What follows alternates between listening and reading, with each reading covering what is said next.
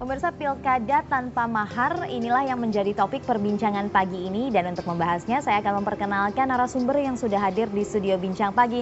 Selamat pagi Pak Sultan dan juga Mas Fadli. Saya perkenalkan terlebih dahulu, yang di sebelah kiri saya adalah Ketua DPP Partai Nasdem Pak Zulfan Lindan, dan juga Mas Fadli Ramdhani, peneliti dari Perkumpulan untuk Pemilu dan Demokrasi atau Perludem. Selamat pagi, terima kasih sudah hadir di sini.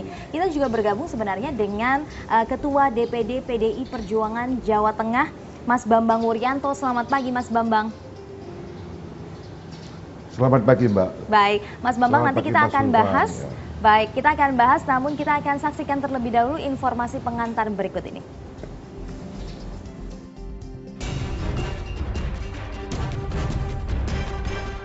Banyak pihak mengidentikan penjaringan calon kepala daerah dengan uang mahar atau setoran pada partai politik.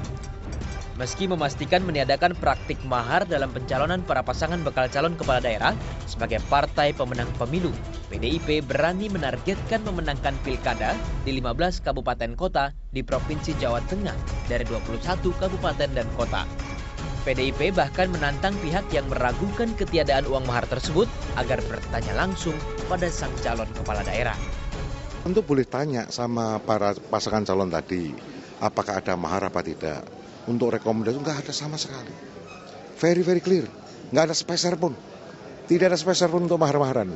Karena kita semua bicara atas dasar kekeluargaan.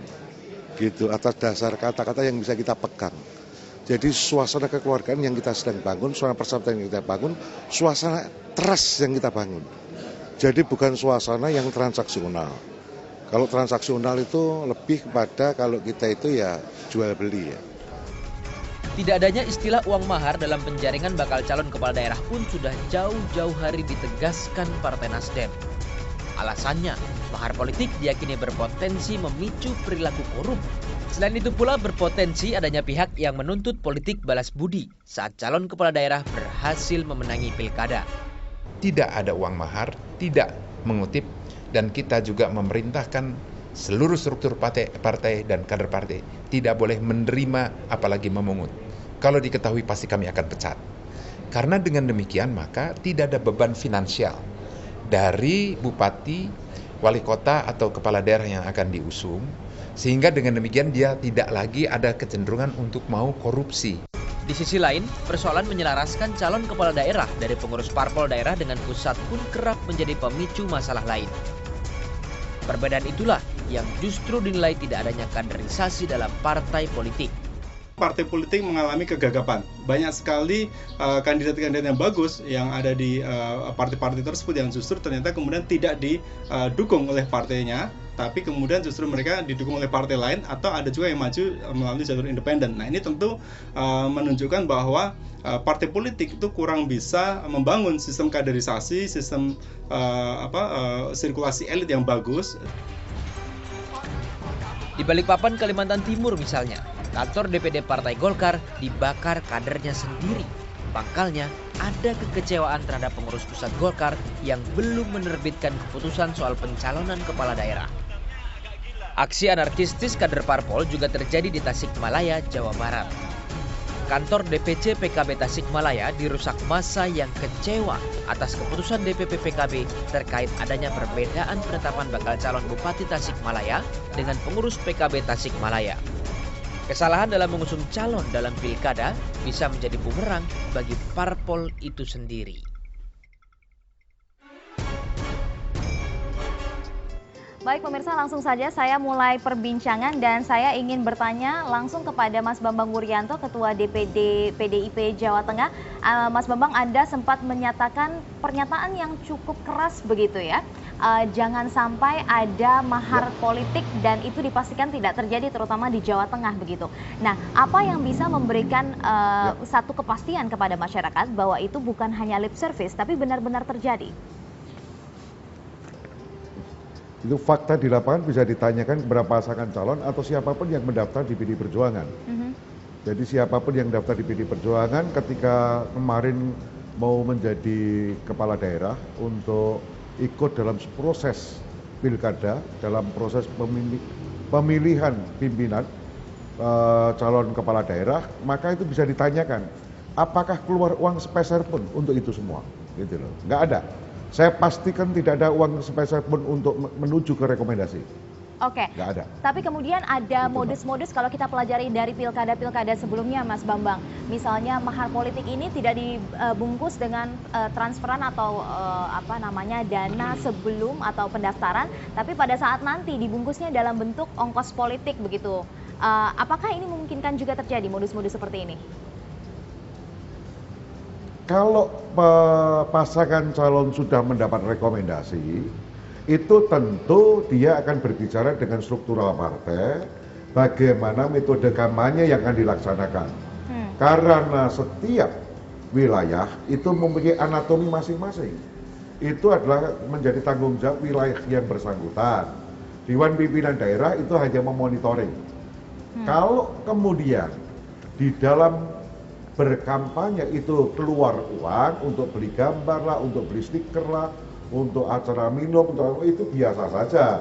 Tapi itu bukan bagian daripada untuk menurunkan rekomendasi politik.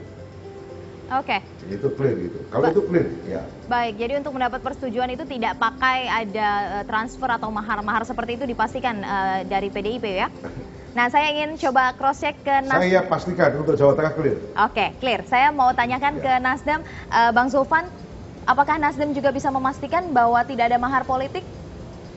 Kalau Nasdem itu sudah diputuskan, memang setiap calon, seperti sudah dijelaskan juga tadi oleh Pak Enggar yang kita dengar sama-sama, bahwa memang Ketua Umum Partai Nasdem itu mengharamkan.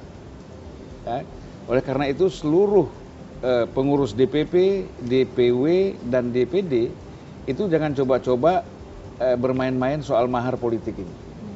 Oleh karena itu kita selalu mencari calon-calon itu yang berkualitas. Okay. Nah oleh karena itu misalnya begini, bisa jadi kader Nasdem itu kecewa karena tidak dicalonkan.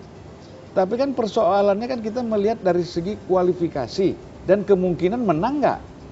Oleh karena itu kita selalu bersandar kepada hasil survei misalnya.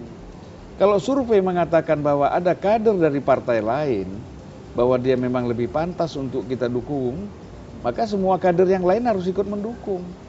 Nah jadi kita nggak ada deal-deal misalnya bahwa orang ini punya uang, karena kemudian hasil surveinya sangat rendah, terus bayar ke partai Nasdem supaya dia didukung, itu nggak ada.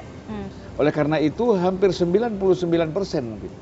Ya, bahwa calon-calon yang didukung oleh Nasdem itu pasti surveinya bagus.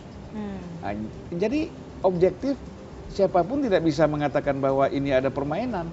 Jadi ada, kalau misalnya di Nasdem sendiri ada indikator atau parameternya yang disampaikan itu bisa diakses secara terbuka sehingga bisa tahu ya ini tidak ada permainan mahar politik. Pasti, sistem seperti itu pasti. Jadi kita minta itu kan check and rechecknya, kontrolnya kan sampai semua orang kan. Kalau main-main seperti membayar mahar politik ini kan pasti ketahuan. Nggak sekarang ya nanti, kan gitu. Dan resikonya bisa dibatalkan. Ya, itu satu. Kalau misalnya KPU dan yang lain-lain serius. Persoalannya kan kadang-kadang sering didiamkan aja. Oke. Ya. Nah ini menarik nih soal didiamkan atau tidak. Tapi sebelum sampai ke situ saya ingin tanyakan dulu ke Mas Fadli. Mas Fadli, mahar politik di Pilkada 2015 ini masih mungkin jamak terjadi atau tidak? Ya, rezim baru pilkada sebenarnya dengan regulasi yang baru, lepas dari penyelenggaraan pilkada dari 2005 ke 2012 misalnya, kita tentu berharap ada perbaikan ya, dalam banyak sektor penyelenggaraan pilkada. Salah satu yang menjadi sorotan kan memang terkait mahar politik seperti yang sudah disinggung oleh Bang Zulfan dan Pak Bambang tadi memang. Nah, dari dilihat instrumen hukum penyelenggaraan pilkada di 2015 itu kan sudah ada pelarangan yang jelas dan tegas di Undang-Undang 8 2015 itu. Ada di pasal 47 kalau saya lihat ya. Betul. Bahwa setiap orang atau lembaga apapun dilarang memberikan imbalan terkait pencalonan kepala daerah kepada partai politik. Begitu juga dengan partai politik dilarang menerima. Kalau seandainya terbukti, partai politik itu nanti akan dilarang mengikuti pencalonan di periode berikutnya. Nah, si bakal calon kalau seandainya nanti ditetapkan sebagai calon, namun terbukti memberikan uang sebagai tiket pencalonannya akan dibatalkan. Pertanyaannya sekarang, bagaimana kita menjaga dan melaksanakan instrumen hukum ini? Itu PR pertama menurut saya. Nah, yang kedua, praktik pemberian mahar dalam proses pencalonan kepala daerah itu jelas merusak proses penyelenggaraan pilkada secara keseluruhan dan merugikan masyarakat secara umum. Karena ada dua hal misalnya. Pertama, kalau seandainya ada pemberian mahar dalam bentuk uang atau imbalan apapun dalam penyelenggaraan pilkada, terkait dengan pencalonan. Pertama itu partai politik tidak akan bisa secara objektif menghasilkan atau mengajukan calon yang benar-benar kompeten, mampu memimpin daerah dan menjanjikan perbaikan kepada masyarakat. Ya. Yang kedua, itu akan memberikan praktik pemberian mahar ini akan memberikan beban tersendiri kepada si kepala daerah. Betul. Nanti ketika dia menjadi terpilih menjadi kepala daerah misalnya, tentu dia akan berpikir bagaimana mengembalikan uang ini yang telah dikeluarkan di awal untuk proses pencalonan yang bersangkutan. Potensi korupsi kalau begitu ya. Angka Kemendagri misalnya ada 100-an lebih kepala daerah yang tersangkut korupsi dalam rezim pilkada 2005 ke 2012 kan. Nah, makanya ini yang penting untuk kita kawal bersama.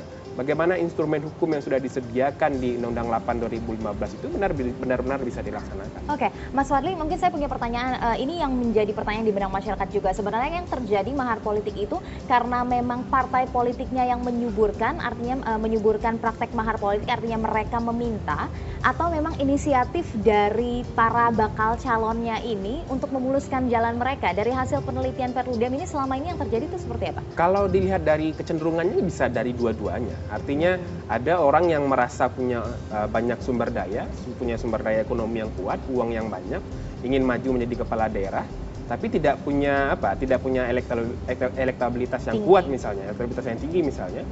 Tentu harus mengeluarkan sejumlah uang untuk meyakinkan partai bahwa dia bisa membiayai proses pencalonan ini sampai selesai. Nah, partai tentu butuh itu juga, artinya butuh uang juga untuk modal. Untuk proses kampanye, proses pencalonan dan lain sebagainya, partai tentu butuh juga. Makanya ini dua sisi yang memang harus, dua pihak yang memang harus yakin bahwa proses pemberian mahar itu akan merusak proses demokrasi ke depan. Saya mungkin bisa tambah ya. Nah, tambahannya mungkin setelah jeda ya, Bang Sofwan, kita tahan dulu pemirsa. Tetaplah bersama kami, Bincang Pagi akan kembali setelah jeda berikut ini.